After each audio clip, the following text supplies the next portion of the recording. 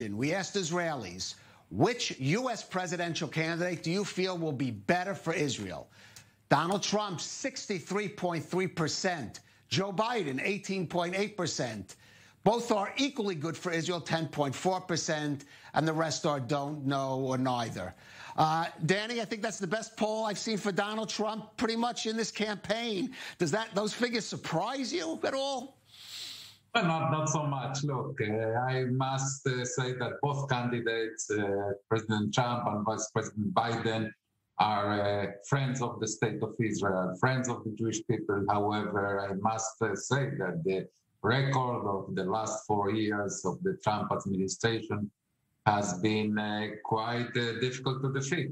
The moving of the embassy from Tel Aviv to Jerusalem, the recognition of Israel's sovereignty in Ramat HaGolan, in the Golan Heights, the withdrawal from the terrible JCPOA, the nuclear deal with Iran, the assertion, the statement by Secretary of State Pompeo that recognizes the legitimacy of Israel's settlements in Judea and Samaria, Israeli communities in Judea and Samaria, and finally brokering the peace deal with the Emirates and Bahrain. This is a record that whether you are a Democrat or a Republican, if you are pro-Israeli, is very difficult to beat.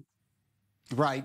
Owen, I think Danny makes a good case there for President Trump, but I think the gap did surprise me a little there. Only 19% said Joe Biden is better. So clearly, the big win for President Trump here in Israel. Right, because really not that surprising. If you look at Donald Trump's approval rating here in Israel, poll after poll have shown him in the 70s, obviously much higher than he is really in any part of the United States. Of course, among Republicans, his numbers are there or above there, but certainly nowhere in no geographical location in the U.S.